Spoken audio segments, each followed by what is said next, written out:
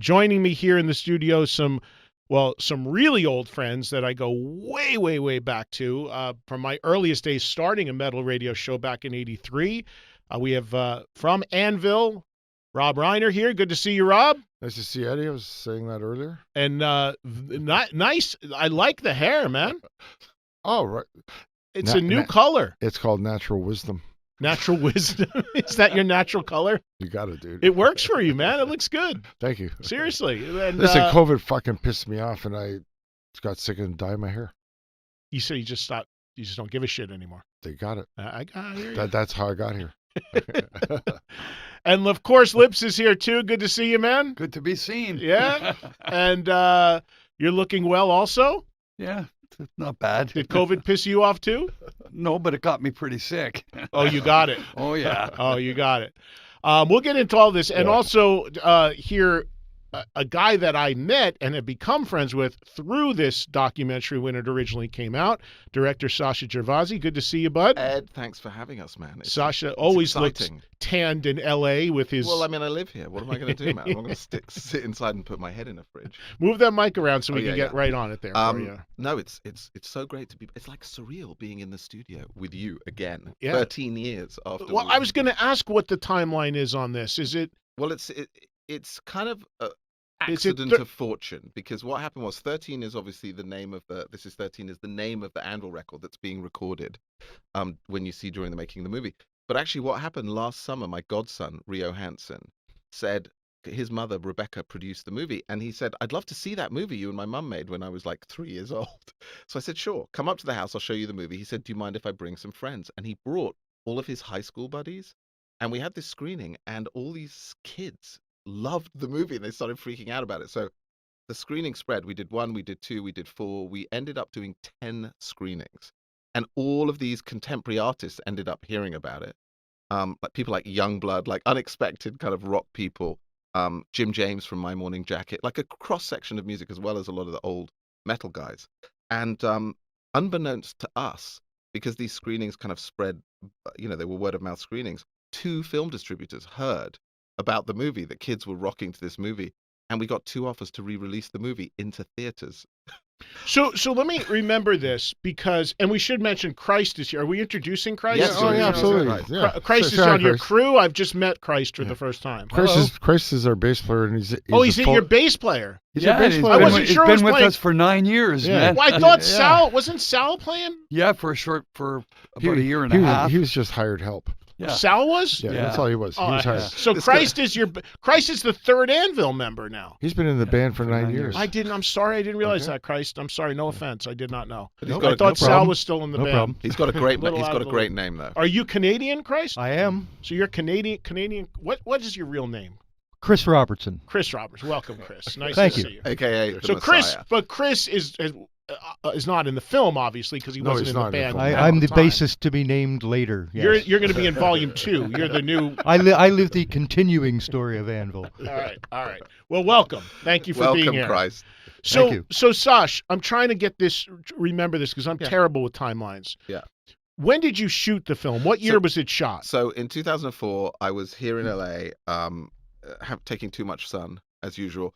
And I just thought, Anvil came into my mind. I was like, what happened to Anvil? I went online. I discovered they had a little website, which I still think they have, which is one of the most hilarious websites. Before you go any further with that, for people who don't know this whole story, your initial connection to Anvil as a kid growing up in England was that you went to see them. That's right. So April 6th, I think 1982, Sounds magazine, which was a huge magazine in England, front cover was Lips in a bondage harness, holding a chainsaw with a dildo between his teeth. Well, the vibrator, I used to see you played slide guitar with that. I saw that all the time back in the day. And Still does it. And the headline was Anvil is coming. And I was like, whoever this band is, they're going to really upset my mother. This is my band.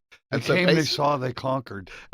And so basically what I did was I got the record, Metal on Metal, hadn't heard a word, but because of the article and the 5-star review, I was like, I got to listen to this band. I listened to them. I went nuts all summer. I played the record. My mother, who was a classically trained concert pianist, was so upset. I'm sure. She was Mothra. She'd gone to Juilliard. She was not into Mothra on classical piano. She was not into 666 or whatever else it was. And basically I went to see them. They played the Monsters of Rock Donington Festival that summer, 1982, and they had 2 shows at the Marquee lined up for September 21 and 22. And I went to both shows. And on the second show, first of all, it was like so much better than I could ever have imagined hearing the record, because they came out and they just crushed the audience, right? First of all, 400 kids were turned away. So I felt lucky to be in there with my buddy, the director, Jonas Ackerland, who was also one of the original people at that show. And basically, Lips came out and they blew everyone. I couldn't get over Rob's drums, like his thundering tom-toms and the bass drums, and the whole vibe was like, they were like there to kill, and they completely killed. And on the second night, I had to meet the band. Second night, even better than the first night. So luckily for me, Gary Barden, who was the lead singer of Michael Schenker Group, was arguing with the bouncer at the change room door because he wanted to get his girlfriend in, and the bouncer was like, I don't care who you are. Your girlfriend's not getting in. You can go in. Anyway, so they were having a little kerfuffle, and I darted round the back, and I got into the changing room, and I went straight up to these guys. And you got to understand, they were like, you're a kid at this point. I'm a kid. I'm 15. Yeah. So there you've got members of Whitesnake, Tigers of Pantang, Def Leppard, Phil Collins was there. Like, all these guys were there. And they were more interested in what I had to say, some no one 15-year-old fan, than all these rock stars. Well, they were too busy arguing with each other. And being weird with the kids. Because, you would go to the Marquee at that time in London, and so many bands broke out of there. Twisted Sister, you'll remember. There are a ton of bands. And you would often meet like certain band members, and they were kind of a bit sniffy. They were like, you're the kid. I want to hang out with the rock stars, and where are the women? Right. But Anvil was like, they wanted to understand why I loved the band so much. And particularly Rob wanted to understand why was I vibing so much on his drums. And I was discussing certain fills and stuff like that. And they were like, fuck, this guy's really listened to the record. And so anyway, I asked them what they were doing while they were in London. And they said, well, we've never been here before. And I offered to give them a tour. So the next couple days, I spent taking Anvil to the Houses of Parliament, Westminster Abbey, the Tate Gallery, and it was just wonderful watching them experience these incredible places for the very first time. And of course, I went home because I thought I'm going to really piss off my mother, right? Because she hated all the posters of Anvil and the music and told me to turn off Metal on Metal. So I went to my house at 54 Abbey Road. I rang the doorbell. My mum came to it. She looked at me and she looked at Anvil and she said, you've got 5 minutes.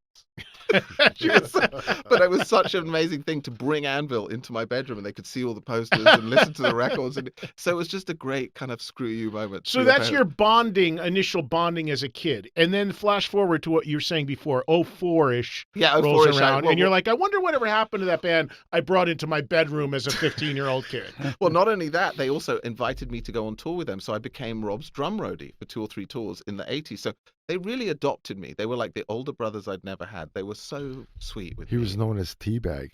Yeah, I remember that. You saying that last time. Yeah. He's now known as Gomez. He's Gomez now, but it was Teabag then. What was it? Christ, Gomez. We got all kinds of names. He's got a hairstyle called Mountain Wisdom. I mean, I don't know what it is.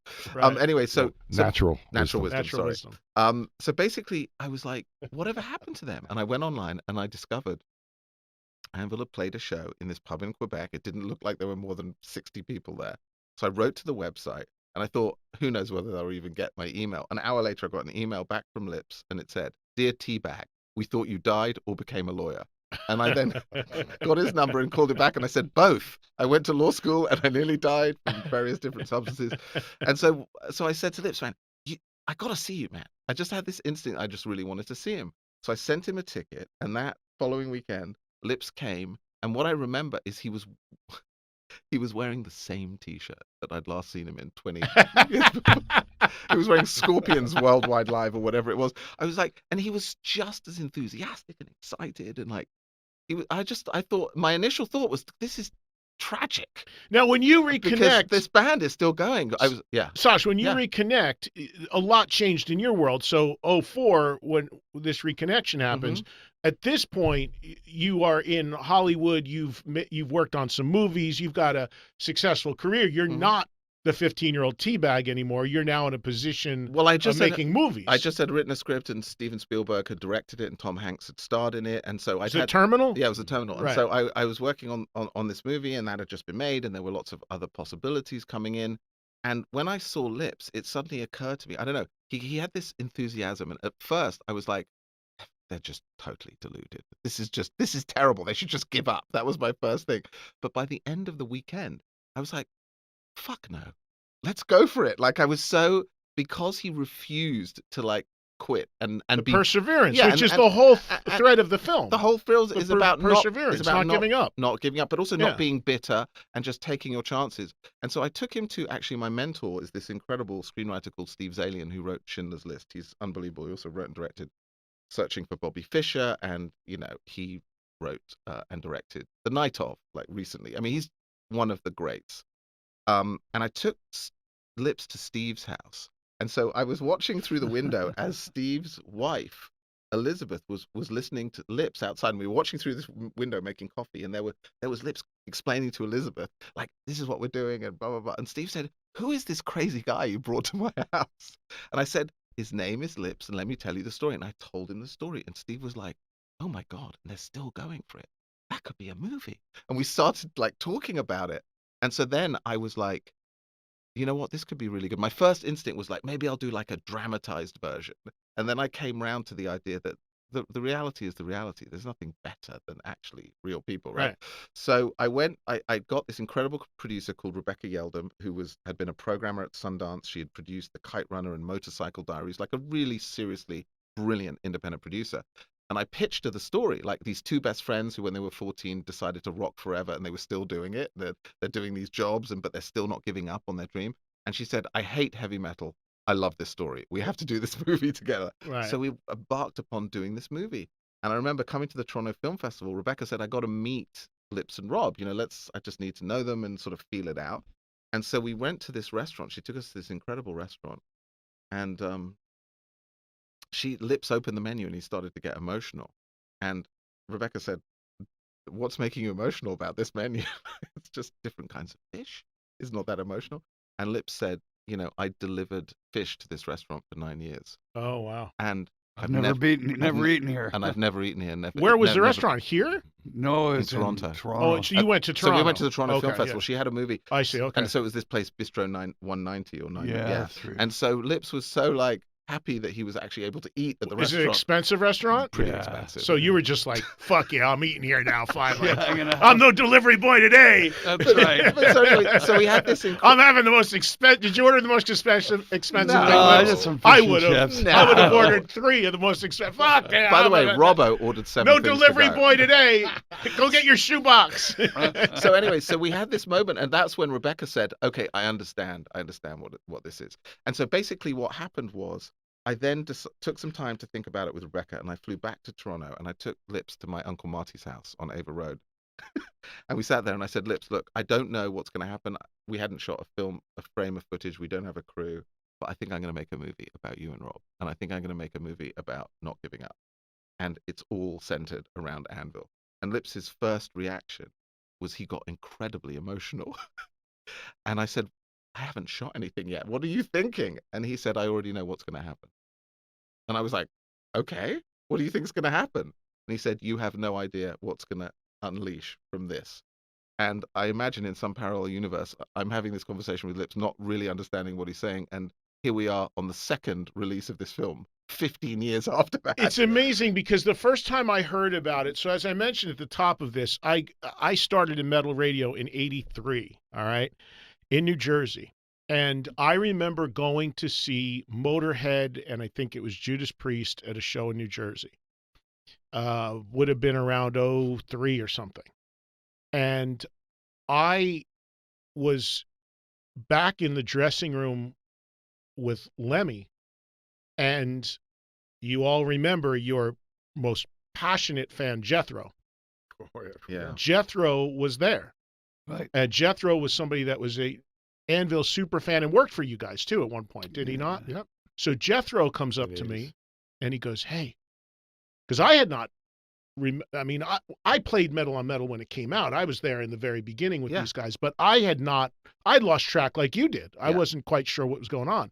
And Jethro comes up to me in the dressing room. Lemmy's sitting there having a Jack and Coke, and Jethro pulls me aside and he says to me, he goes, I got to tell you something about Lips and Rob. And immediately I was like, are they okay? Like, it was almost as if like something bad had happened. He goes, there's going to be a documentary done on them.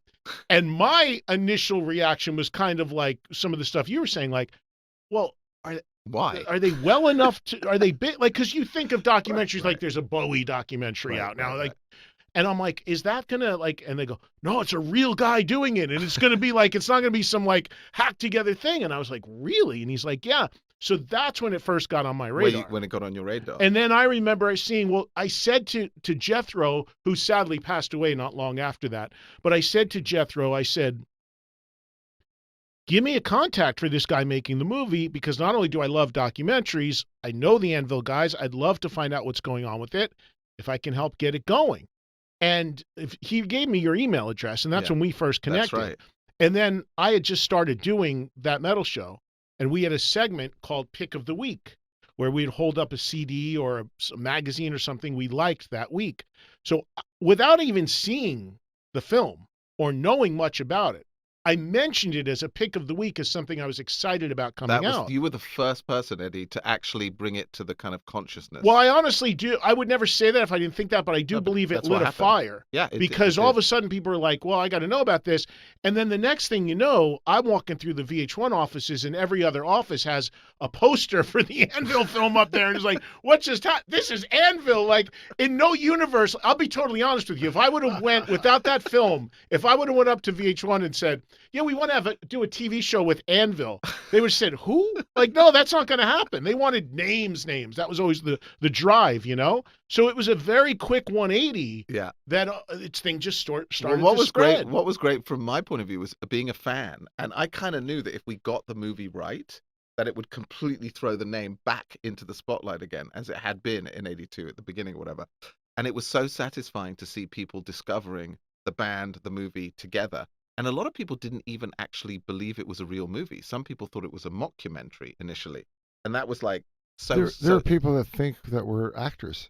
I fucking swear to God. There are people out there that think. Do you want to tell them what happened in Ireland? So we're walking down the street in like Ireland. We did the Galway Film Festival, and it went down really well. We won the audience award. And anyway, these Irish girls came up to us as we were walking through the street, and they went up to Rob and they said, "Your name's not Rob Reiner." And he said, "Yeah, it is." They said, "That's the name of the director of Spinal Tap." And Rob said, "Yeah." And they said, "Show us your ID." So Rob gave these girls, these Irish girls who were like 16, 17 and slightly drunk, gave them his passport because he was carrying it. And the girls looked at the passport, conferred quietly with each other. And then they said, "You Hollywood people can get any props you like." And then they didn't even believe his own passport. Let me say this. So this is interesting, and I mentioned this before you came in.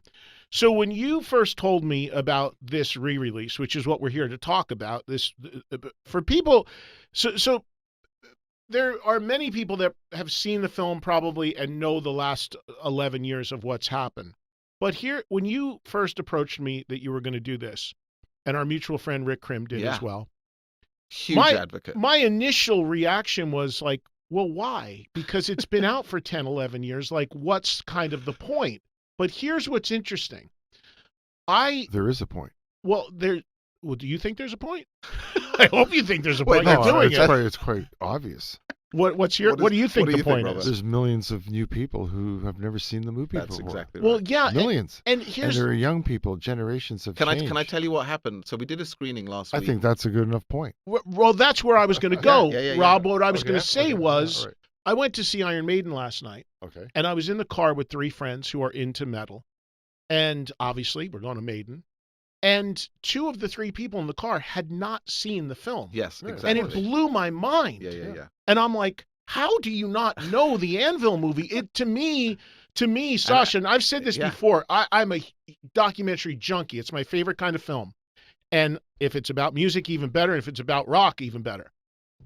But I firmly believe that this film and how good it was and is one of the things that touched off this, in the last 10 years, the amazing wave of music-based documentaries. And I really think, and I'm not just saying this because you're a friend and you guys are here, what have you, I really think that this film became sort of the touchstone for that. I really do. It's so interesting you say that, because when we were making the film, you do really interesting things when you have no idea what you were doing. I just had an instinct I had to make a movie about my friends. We We had a homemade, like it was really thrown together, man. I financed it myself. I put together a crew. We flew all over the world. We edited it at my kitchen table. But it looks great. That's Well, the other thing. It's a real movie. It's a real movie. Well, we all know in the YouTube age, anybody can put anything up and Right. call it a doc or whatever. This is a real film. Well, it's a real People film haven't seen it. Well, I mean, because Rebecca Yeldum is a real producer of great movies, and Chris Seuss, the cameraman, was brilliant. I mean, we had amazing people working on the film. And so what happened was it just was this very personal, instinctual movie. And I think you're right, because okay, Searching for Sugar Man came 2 years later, and actually Searching for Sugar Man won the Academy Award. And Simon Chin, who produced that movie, called me up the day after they won the Oscar and said, thank you to Anvil, because you guys sort of laid the table for everyone else. Because Anvil was not longlisted for the documentary, they changed the rules around music docs. And within 5 years of Anvil coming out, 20 Feet from Stardom, Amy, and Searching for Sugar Man had won the Academy Award.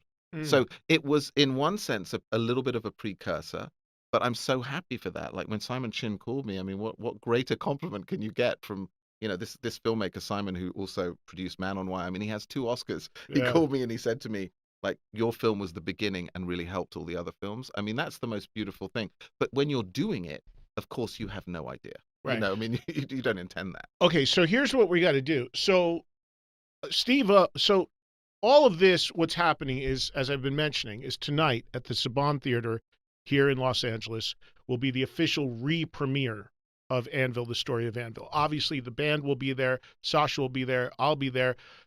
Steve O is hosting this, yeah. which I understand he will be calling in any second. Calling in any second, yeah. And we'll get to him. And then after the movie plays, you guys are going to do a song or two. Scott's going to come up and play with you still. Scott Ian, is that still the plan? That is the plan. So that you'll do that right after the movie. And this is open to the public tonight, right? It is, yeah. And Okay. we're just overwhelmed with the response. Has been absolutely incredible. Like we're struggling to find tickets for guests. 8:00 tonight. Saban Theater, Beverly Hills. Saban Theater in Beverly Hills. Come on out if you are in the area, and you can see the movie again in a great setting on a big screen again.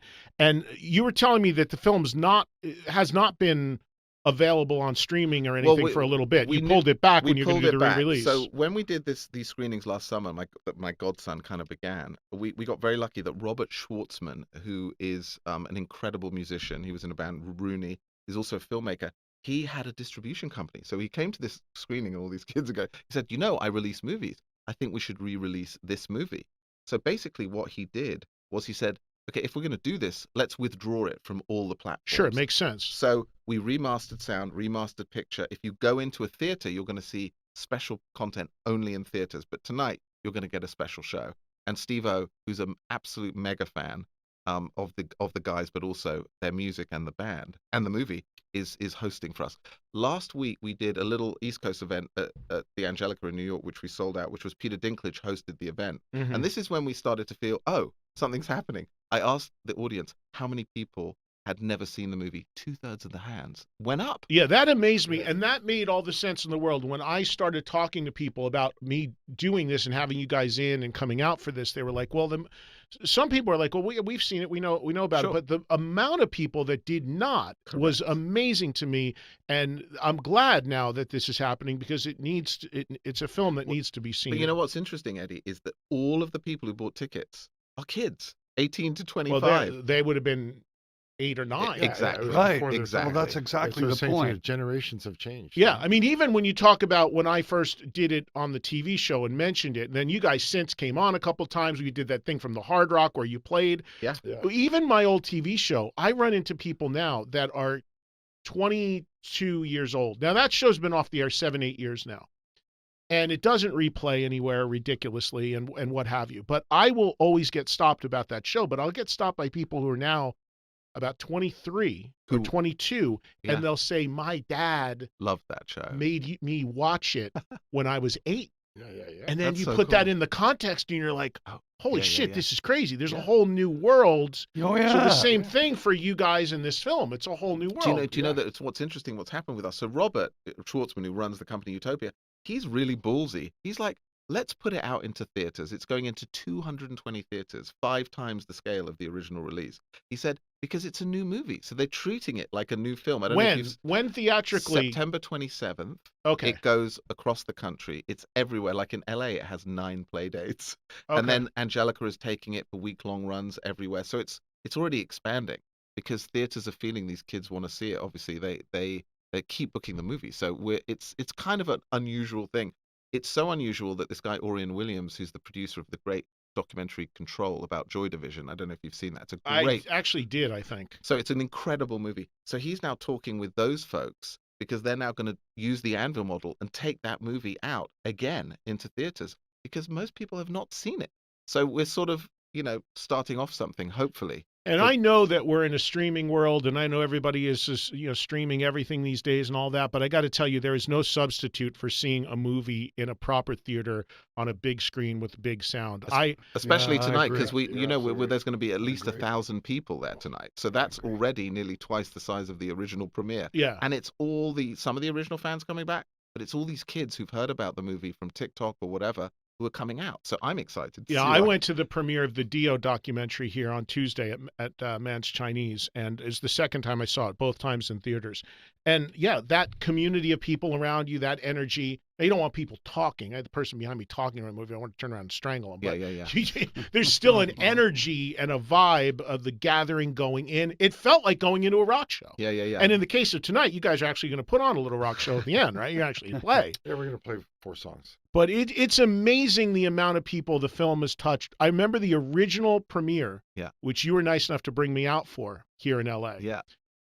You were like, I remember Sasha saying to me, he's like, hey, there's going to be all kinds of Hollywood people there. And I was like, for Anvil Doc? Really? Like, they're going to want to hear March of the Crabs? Like, what are we talking? And then, sure enough. There's Dustin Hoffman, right? Sure enough, I'm sitting, like, look next to me, and there's friggin' Dustin Hoffman as you guys are playing Metal on Metal. I'm like, that's... What? Every band it was like surreal. Ryan Gosling and like every bizarre. It was bizarre because I think but bizarre. Like, it's bizarre, but it's about these themes of like it's for dreamers everywhere. This movie, it's not just about metal, and I think that's the chord, and particularly I think with Dustin Hoffman, it was the Jewish aspect of the story. The story that I won't ruin the movie. You should see it, but Rob's family's backstory, he really connected in with that. It's such a profound way. And he brought all his kids to see the movie, like all of them. Let me. When we see Steve-O light up, we'll go to a break, then we'll come back and we'll talk some more. We'll go to the end of the show, and we'll take some calls from the audience and all that. But I got a question for Lips and Rob on this, because this is something. You guys are, one of the great themes about the film is how honest you are, how open and revealing you are about your relationship, lack of people at the shows, working a day job. It's been a long time since I've seen the film. I'm looking forward to it. Eddie, can I tell you, I'm so happy now that you're going to see it on a big screen with great sound tonight with an audience, because I did at that first premiere too, but it's been a long, there's a lot I don't remember about it, so I'm very much looking forward to seeing it. It's going to hit you like a different way. I just saw it recently, and it fucked me right up. It fucked me up. Yeah, I couldn't fucking believe what I was watching. Well, I shouldn't be laughing when he says that, but it's part of it is that there's quite a number of passed away people. Oh, okay. A lot of people have moved. Well, even really realizing it. Like when we talk about Jethro, I mean, he that's died. just one of the people. He's I one don't of the think people. he's in it, but that was just around the. Was he in it? Was Jethro in it? Yeah, of course. He is briefly. Yeah. I mean, he was the guy that used to bring them to me to the radio show when I did back in the day. Yeah, it'll have a different impact on you. Yeah, I'm sure it will. Is Steve-O calling? Yeah, he is. All right, let's do this. Let me do a quick break here. And then when we come back, we'll put Steve on. And there's something I always wanted to get a perspective from Lips and Rob on this. The host for the festivities tonight is joining us live right now on the show, calling in. And I don't think I've ever had him on the show, so it's great to welcome him. Steve-O is on the phone. Hey, Steve, how are you, man? I'm doing great. How are you guys? We're all good. Hey, Steve-O, how are you, brother? We miss you. Dude, I can't wait to see you guys, Lips and Rob. And Sasha, I love you so much, man. I'm so happy for you guys and just everything that's happened since we met, 12 years ago? 13, I think. 14 even, yeah. Hey, Steve, did you... Unbelievable, man. What a inspirational story. And I almost missed this call. I set my alarm, but it seems I set it for 1 a.m. So my alarm didn't go off, and I was busy shooting a video about all of the places, businesses, and the airline that have banned me for life. It's a video about terrible behavior. But not the Eddie Trunk Show. No, you're always welcome here, Steve. Not a problem at all. Yeah, well, thank you. I appreciate that a great deal. So, yeah, man, what an honor to be the host for this event tonight. I mean, it's I was talking about it with Sasha like night before last.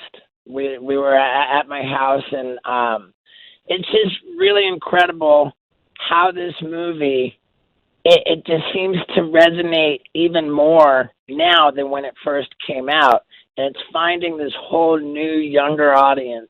And I mean, kids are in tears over this. It's so moving. I remember when it came out, it had like 96% on Rotten Tomatoes. I believe like that's 98. Like, Sasha said you're off too. 98. He knows exactly. He's got it 2. tattooed on his arm. The 98%. It's 98. Hey, Steve, were you the most well-reviewed, the most well-received, most beloved, wonderful film? And thank God it's getting another release. Hey, Steve, were you a big Anvil fan prior to the movie, or did you discover the band through the movie? I knew very little about Anvil prior to the movie. Candidly, I learned all about it when the movie came out. And have you since gotten into their music and gone back and listened to their records? I have. As a matter of fact, I believe it was Lips sent me every single one of their albums. What a sweetheart. No, it was me. It was Robbo. It was Robbo. Wait, 98%. Oh, It was Robbo. Bravo. Well, there you go. What a sweetheart you are, Rob. Thank you for that. No problem. I mean, I just can't say enough about the tireless devotion to the art. Yeah, it's a like we said earlier, it really is a very inspiring film about perseverance and hanging in there and sticking your guns, and that's something I think we can all relate to, being in the respective fields of what we do. And you know what's really interesting that Steve mentioned the younger audience is I asked these kids in New York, like, what, like, why is this film affecting you? You know, and they said we've been locked up for 2 or 3 years, COVID. We've been on Zoom. We haven't been able to socialize. They feel that like really critical years of their development have kind of been taken away from them, and they said we need hopeful stories, and this for us is a really inspiring story. That's what we need right now. So I think we didn't really realize that, but that's the truth. Like if you're a 17-year-old man and you've been locked down for 2 years, you know, you're getting depressed. And this is a movie that takes a really intense, tough, honest circumstance and shows that even in the worst of circumstances, there's hope and there can be a reason to continue. And I think that's what the kids seem to be responding to as far as what they told us last week in New York. Steve, Rob was just saying that he had not seen the movie in a while. You're saying you saw it again and it was completely different for you. Yeah, completely different impact on me. Completely. How so?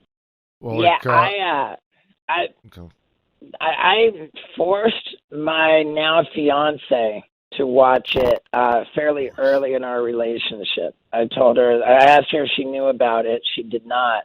And I told her that was not okay. And, deal breaker. Literally forced her to watch it, and it was great. I don't remember having a very different reaction to it. I think it's just the same wonderful movie that it was. I mean, when did you watch it? But then the again, second time? I can understand Rob. You know, if I saw a movie about me, I'm sure that it would hit me pretty differently too. So yeah. Well, I hadn't seen it in years. How long was it between the two viewings for you? For me, it was a good 8 years. Oh, and it still had the same effect on you. Okay, well. Yeah, I think so. And I think that. There's nothing bad about that. I mean, the effect it had on me was, for me, wonderful. For me, there's 3 aspects that hit me. It was all the people that are no longer with us, which is a lot. Right. Everybody's gotten older. That's still around. Yeah. And a lot has changed for the band. The band that's in that movie is not really the band that's here today. Well, let me jump in on that, because we have your bass player of the last 9 years here. Yes. Christ is here. Hello. So, Christ, let me let you jump in here. This film was obviously made before you were in the band. You watched the film, I'm assuming. You saw the film prior to joining the band. I had to kind of learn what I was getting into. I was and going it to was say, the best venue to do that. You watched it, you still wanted to go into the band. You still wanted to join after you saw It's it. okay. And yet it still just scratches the surface. Once you get to know them, it's almost slightly different than what you perceive them in the movie. Hmm. I almost perceived Lips as sort of a heavier kind of guy, but in terms of being a heavy, you know what I mean? Well, when he's got an owner against the wall to get paid, yeah, that's kind of the impression I got. Robbo seemed to be more mellow and more relaxed for some odd reason, and I find that it's completely opposite. Well, no, not really. Robbo's always relaxed. He's always very confident in what he's doing, and Lips is just a sweetheart. Well, I think you see that in the movie, but you see. Well, you see it in the movie, Yeah. but there are times when you're looking at Lips as he's the guy in charge. You know what I Sure. mean? But and the great thing about shooting 300 hours of footage is we have plenty of footage of what you experience on a daily basis. And I think for the movie, it's taking, it's structuring it and getting the best highlights, because Absolutely. we Well, got those really intimate scenes because we were shooting for 2 years. Well, Sash, let me ask you something here. So you said, Steve, do you have to go, or you want to sit in with us through this? I'm hanging tough, guys. I'm in there. All right. So hang out. So jump in anytime, Steve. But Sasha, let me ask you this. You just mentioned you shot like 300 hours of footage to make this film, which is about 90 minutes long, if I recall. Was there any thought given for the re-release doing a re-edited, expanded special edition sort of vibe? There is, and we're doing a special edition Blu-ray, which has got all these extra commentary tracks. I've done new ones with the band and me and the producer and me, and all these different things, and podcasts and interviews that we've done over the years. There was a thought, actually, at one point we were going to maybe do a sequel, and I shot a lot of footage for it. And then I watched... You told me about that. It's going to be called Anvil Saves the World. No, it's going to be Anvil 2 Quest for World Peace. That's right. Who knows? Anything could happen. But anyway, so I shot a lot of stuff. And then I just sort of watched the movie again, and I thought, what else do I want to add?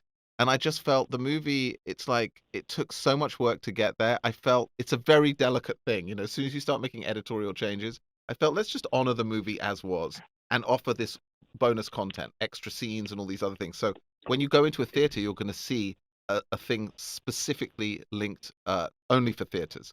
So you're going to get an 18-minute specific interview that you can only see in theaters, and that's September the 27th.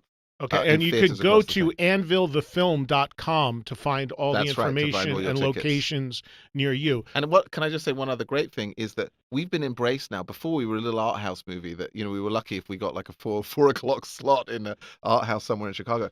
We're playing AMCs, like we're doing the Grove, we're playing Regals, we're playing big houses, because I think those exhibitors have realized over the years it just has now become kind of a cult movie, but it has a real audience. So hopefully this time we're going to add to that with all these young people. Lips and Rob, I've always wanted to ask you this since this film came out. So initially, after the initial release of the film, there was all this buzz about Anvil, and you got some great opportunities. I remember I saw you open for AC/DC at a stadium show. There was a lot going on. Yep. If we're being honest, as you guys are, that didn't really continue. So the impact of this film, although it created great awareness for Anvil, it did not elevate the band to this huge level in terms of draw. It didn't suddenly put you in arenas and what have you. Well, that was never going to happen. But I have a theory for that, and I'm wondering if you guys agree with that. What was achieved was what we wanted. The band is our shitty day job. Ever since the movie, they haven't been back to a regular job since the movie years. Came out. So we're making a damn great living from the band only. Right. That's success to us, guys. Well, I get that, but did you hope and expect that this? Steve-O's on that one, right? No, well, we're not a pop band. Yeah. But neither is Iron Maiden, and forget. We don't need to go that way. Yeah, but Iron Maiden was a pop band because in 1982 they were all over the radio. No, So I don't know where you heard Iron Maiden on the radio. I never did. endless. Come on. No way. What song? I think we can set. How about Run to the Hills? Right not a hit I would song. say that Run to the Hills Run was to on the the radio Hills? every 10 minutes. Yeah. My kidding. point is this, and it's circling back to something Sasha said earlier, where Sasha said that your producer of this film, or whoever it was, or somebody said, did not like heavy metal, but they loved the film. Absolutely. And that's where I'm getting at. I think this film I can add. crosses bridges where, of course, metal fans loved it, but there's also a big segment of people that I know personally Stop. that wouldn't listen to any metal but will love like the film. movie. Yeah, I they was love just it. gonna get that. There was a disconnect. Yeah. If you want to hear that part, yes, there was disconnect. There Yeah. are movie people who are movie people, and And there's there are movie music people people. who are music people. Right. Yeah. And that's what we experienced. Yeah. So it wasn't across the board. People stopped at the movie. I mean, I think for me, from my point of view, the whole intention of the film was obviously to elevate the band. We did that. Clearly. I mean, I will say that standing on the stage at Giant Stadium as the band's opening for AC/DC. I was there. And people were going, Anvil, Anvil, you know. And they played Gillette Stadium and Moncton. I mean, they played to 50, 60, 70,000 people with AC/DC multiple times, being, you know, all the talk show exposure on The Tonight Show and all that stuff. But what it did do is it meant they never had to work again at anything other than the thing they loved.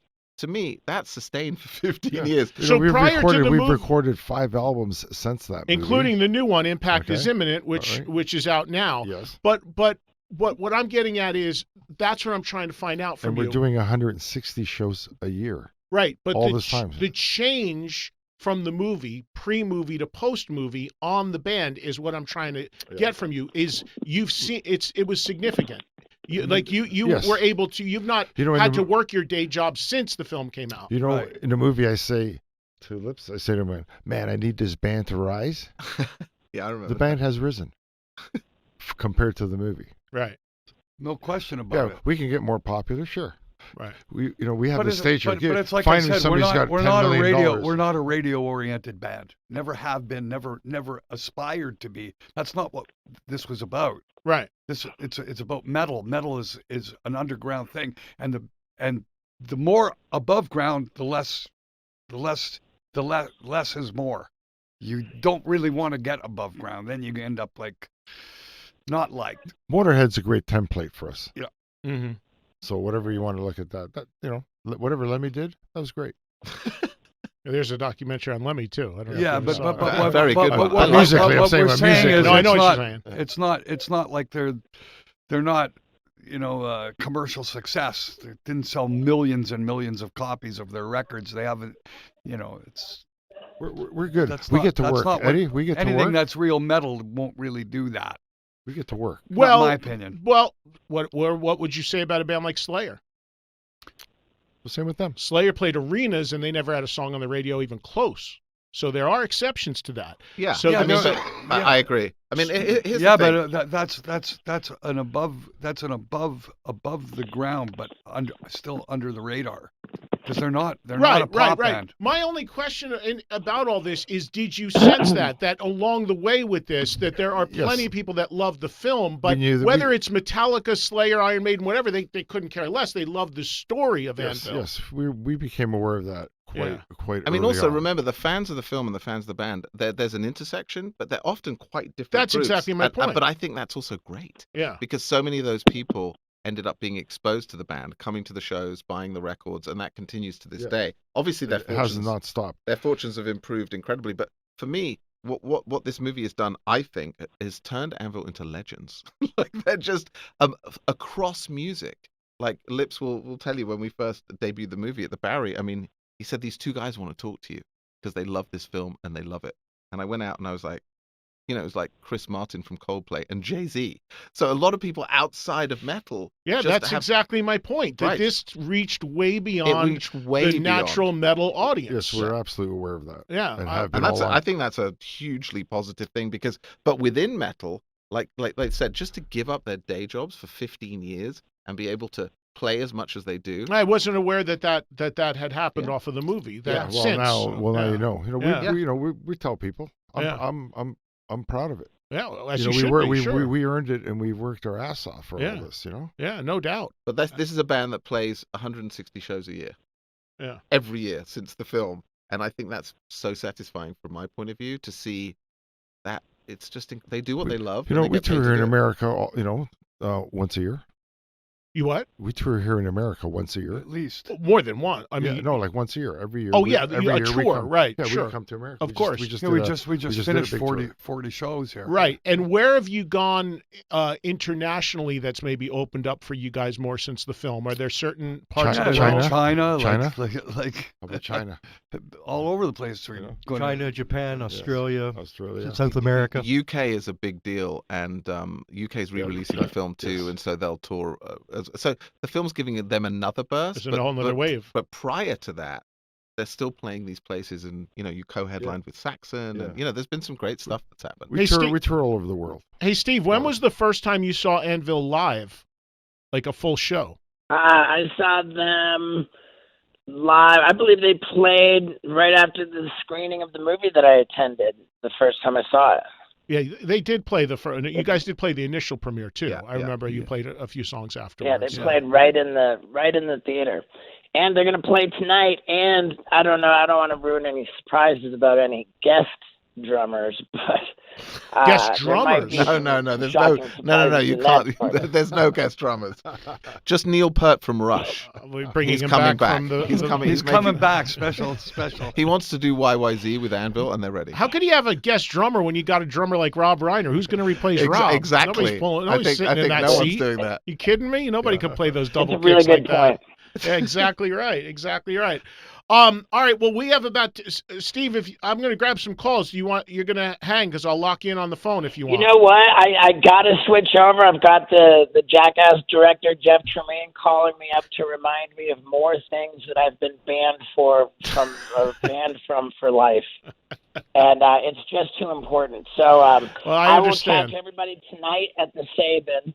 And also, the same day this comes out in theaters is that the 27th, this coming Tuesday. Yeah. That's theaters. the day that my new book, A Hard Kick in the Nuts, is available everywhere books are sold. He signed me a copy and then put it on my nuts, which Is I that thought was right? very sweet. Thank you, Steve. I love it. Good luck Hey, with. I love you guys. Thank you. See you tonight, man. See you tonight, Steve. Good luck Tonight, with the man. book. Thank Much you. love. Bye-bye. All right, see you. There he goes, Steve-O, your host for tonight's event at the Saban Theater here with Anvil. Let's get a few phone calls before you guys, we have to wrap up here. Let's go to Toronto. Here's Ricky joining us now on Trunk Nation. What's up, Rick? Ricky. Oh, it's Richie, by the way. Richie, I'm sorry. Go ahead, Rich. Hey, I just want to give a shout out to the guys. I'm really proud of them, representing Toronto and, putting, the Toronto metal attention. But these guys, you know what? You have to admire that they never change. They never bow down. They're just who they are for decades, and I don't see them ever stopping. Anvil is Anvil. Yeah, thank you. Is there any was there ever any talk amongst you guys about retirement or farewell tour of any kind? Not yet. Not yet. Not yet. Lips is saying no, and Rob's saying not yet. Lips was shaking his head unequivocally just no. laughing. They're going to die on the stage, Eddie. Come on. They're going to keep going. No, well, we've actually got our next album all written. Is that right? Yeah, we're going to record it next August. All right. So that tells you something. Yeah, for sure. All right, Ricky, anything else, or you're good? Yeah, I just want to say I really am happy and honored. I could die tomorrow a happy man. I once had the pleasure and honor to open for them in 2013. I just saw the guys in Ajax a couple of weeks ago. All right, very cool. Well, thank you for your call. We appreciate it. Let's go to Guy, who's in California, joining us right now. Hey, Guy. Hey, how's it going? Hey, man, you're on the air. Hey, thanks a lot for taking my call. I just got to tell you, I saw Anvil about 2 months ago, the second time I've seen him since before COVID when it hit. These guys put on a show that's just amazing. But the most amazing thing is Lips comes out there with his guitar, talking through it, comes out into the crowd, shakes hands with everybody. Pictures, I got a great video he took. He was doing a great solo right in front of me. He's laughing and smiling. And you watch up and you watch Anvil, and Chris is an amazing showman. He's just I love watching him, his facial expressions, and just the way he plays. You can just see everything in these guys. And at the end of the show, he comes out. Lip says, "I'm going to talk to everybody," and he comes out and just shakes hands. And then you don't see that a lot. And these guys are just amazing. And you're not charging money for it. You're just going out there. Yeah, there's no Not paid gonna meet and charge greet. money for that. But that's where all we this, are the people's band. But that's where this all began, because I was a 15-year-old kid and they were listening to me. Yeah. You know, and that's really rare, because when I was at those shows in the Marquee, man, they were all so difficult. Those rock stars, they would look down, you're just the fans. Yeah. And Anvil was the opposite. Yeah. And that's why there's a movie, because had they treated me like shit, I wouldn't have wanted to make a movie. Exactly right. Thank you, Guy, for the call. Appreciate it. Let's get one more in here. This is Aaron, who is from New Jersey but is now in Ottawa. Hi, Aaron. You're on the air. Hey, guys. Thanks for taking my call. Excited to hear that the movie's coming back. I wanted to tell you a quick thing that sounds self-aggrandizing, but it actually adds weight to what happened. Scott Ian, I was having dinner with Scott Ian and some other people, and Scott said that he saw you guys open for AC/DC, and during the show you ran into Slash, and they both just looked at each other with their jaws dropped and said, "Was this the best show we've ever seen?" And they agreed. So I said, well, with an endorsement like that, I have to go to the show. So I ended up taking a friend. We went to the show at Giant Stadium, which will forever be called Giant Stadium. Yes. And It was unbelievable. Amazing. I am so grateful I got to see you guys live, and what was an amazing show. Throughout the entire show, all night, whenever somebody was mentioning, oh my God, who was that opening band? Or, oh my God, I got to see Anvil. The next question was, did you see the movie? And I could just feel the ripples of everybody in that stadium going home to find that movie as soon as they could. And I'm so glad now that I'm going to get to see it with good sound on a huge screen, just rocking out in the aisles. Oh, very cool. Thank you so much for the call, Aaron. Much appreciated. Thank you, Aaron. Everybody can find out where they can see the film at anvilthefilm.com. So before we run out of time here, on the Anvil front, for you guys unrelated to the movie, you mentioned you just toured in the U.S. The latest album is out now, and the plan going forward from here off of the movie is what? You said you have a record written. We're going next week to Europe for 60 shows. Okay. Till Christmas. Then we're going to Australia. It's going to be announced. We're going to Australia and Singapore. And probably Vietnam as well. And then we're coming back to America. And it's interesting because the movie's now following the band. Right. So we just got an offer for Australia to re-release the movie. So we'll try and coordinate with their tour. We just got an offer from England to re-release the movie. So I think we're going to do something there. A big launch event in central London, a Piccadilly Circus, and so we're looking forward to it. It's funny, we're now following the band's tour. We're going to continue touring as much as we can. We're going to make a new record and keep. That's all. The band is our shitty day job.